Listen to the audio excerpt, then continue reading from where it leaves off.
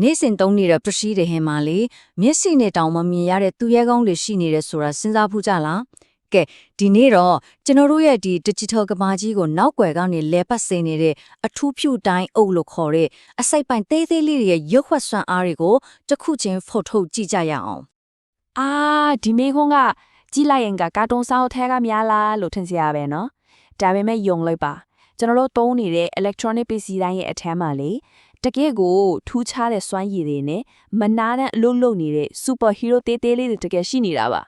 သူတို့ကဘသူတွေလဲဆိုတော့ electronic အစိပ်ပိုင်းလောကတဲ့အထူးတက်ဖွဲ့ဝင်တဲ့အထူးပြုထိုင်အုပ်တွေပါပဲဟုတ်တယ်သူတို့ကိုသူရဲကောင်းအဖွဲ့တစ်ဖွဲ့လို့မြင်ကြည့်လိုက်အဖွဲ့ဝင်တွေကချင်းစီမှာတကယ်ကိုအရေးကြီးတဲ့ mission တွေကိုပြည့်မြောက်အောင်လုပ်ဖို့ကိုပိုင်ထူးခြားတဲ့စွမ်းအားတွေရှိနေကြတယ်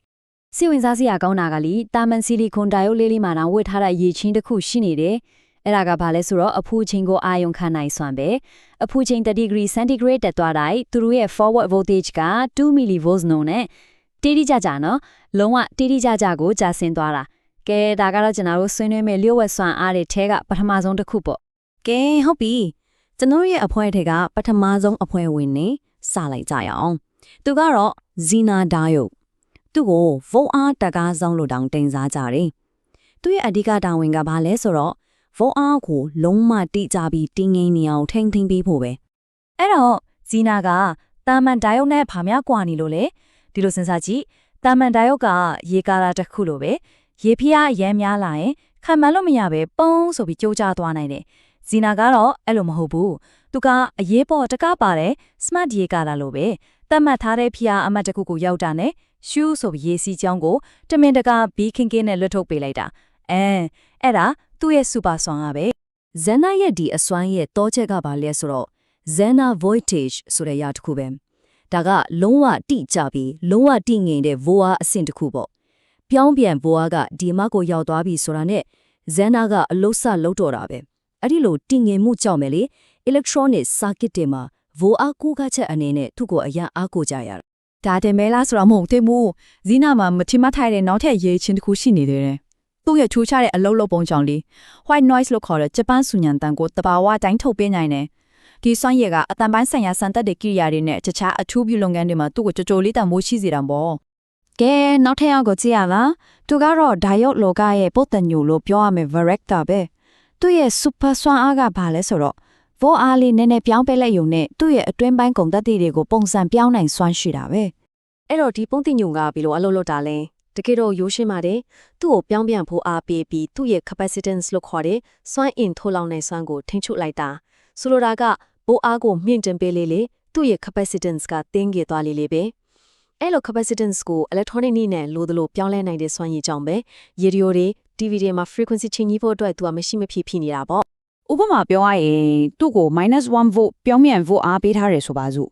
အဲ့ဒီမှာ capacitance က17 picofarad အထိရှိနိုင်တယ်ဒါပေမဲ့ volt အားကို -8 volts အထိတိုးမြင့်လိုက်တဲ့အခါမှာတော့ capacitance က10 picofarad အထိကျုံသွားရော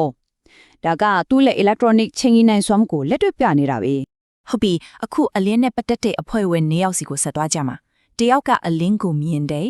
နောက်တယောက်ကအလင်းကိုဖန်တီးတယ်ကဲဖိုတိုတာယောက်နဲ့ LED တို့ကိုကြိုဆိုလိုက်ကြအောင်သူတို့နှစ်ယောက်ကလေစန့်ကျင်ဘတ်အမျိုးအညီအကိုလီလိုပဲဖိုတိုတာယောက်က electronic မျက်လုံးလိုအလုပ်လုပ်တယ်အလင်းကိုရှာဖွေထောက်လန်းတာပေါ့သူရဲ့စန့်ကျင်ဘတ်ဖြစ်တဲ့ LED ကကြတော့မီဒီတီတီလေးလိုပဲအလင်းကိုထုတ်လုပ်ပေးတယ်သူတို့အလုပ်လုပ်ပုံတောင်စန့်ကျင်ဘတ်ပဲနော်ဖိုတိုတာယောက်ကပြောင်းပြန်ဖို့အားသုံးပြီးအလုပ်လုပ်တယ် LED ကတော့ရှေ့သို့ဖို့အားလိုအပ်တယ်ကဲနောက်ဆုံးအနေနဲ့ကျွန်တော်တို့အဖွဲ့ရဲ့အမြန်ပေးသမားနဲ့တွေ့ဆုံကြမယ်သူကတော့ Shocky တိုင်းကိုပဲအမြန်နှုံးပလိုင်ပွဲသာရှိခဲ့ရင်လေသူကချန်ပီယံဖြစ်မှတေးကြတယ်လို့ပဲဘာကသူ့ကိုဒီလောက်မြင်စေတာလဲဆိုတော့ Shocky တိုင်ယိုဟာဖွင့်တာပေးတာကိုမျက်စိတမိတ်တွင်းလို့နိုင်တဲ့ပြီးတော့ gigahertz စက္ကန့်အထိရှိတဲ့အလွန်မြင့်မားတဲ့ frequency တွေမှာအေးဆေးအလုပ်လုပ်နိုင်တယ်ဒါအပြင်သူလိုအပ်တဲ့ forward voltage ကလည်းတာမန် silicon diode ရဲ့တဝက်လောက်ပဲရှိတယ်ဆိုတော့ဒီအချက်နှစ်ခုပေါင်းစပ်လိုက်တဲ့အခါမှာအလွန်မြန်တဲ့လုပ်ငန်းတွေအတွက်သူကထိတ်တန့်ရွေးချယ်မှုဖြစ်လာတော့တာပေါ့ဒါဆိုရင်တော့ဒါကကျွန်တော်တို့ရဲ့ super hero ဖို့ရဲ့အနစ်ချုပ်ပေါ့ဇန်နာကဘိုးအားတကားဆောင် Varactor က frequency ချိန်ကြီးသူ photodiode နဲ့ LED ကအလင်းကိုထိန်းချုပ်တဲ့အတွေ့ပြီးတော့ Shocky ကအမြန်ပြေးသမား သူတို့တစ်ခုချင်းစီမှာ electronic လောကအတွက်လုံးဝအစားထိုးမရတဲ့ကိုယ်ပိုင်အခန်းကဏ္ဍတွေရှိနေကြတာပါအဲ့တော့လေနောက်တစ်ခါ TV remote ကိုနှိပ်လိုက်တဲ့အခါဒါမှမဟုတ် phone screen လင်းလာတာကိုမြင်လိုက်တဲ့အခါဒီမျက်စိနဲ့မမြင်ရတဲ့သူရဲကောင်းလေးတွေကိုတတိယလိုက်ပါအဲ့ဒီအချိန်မှာဘေးတိုင်းဩကများကိုယ့်အတွက်အလုပ်ကြိုးစားလုပ်ပေးနေမလဲဆိုတာခန့်မှန်းကြည့်လိုက်စမ်းပါသူတို့ကတင်းငယ်ပေမဲ့ကျွန်တော်တို့နေ့စဉ်ဘဝမှာသူတို့ရဲ့အခန်းကဏ္ဍတကယ်ကိုကြီးမားပါတယ်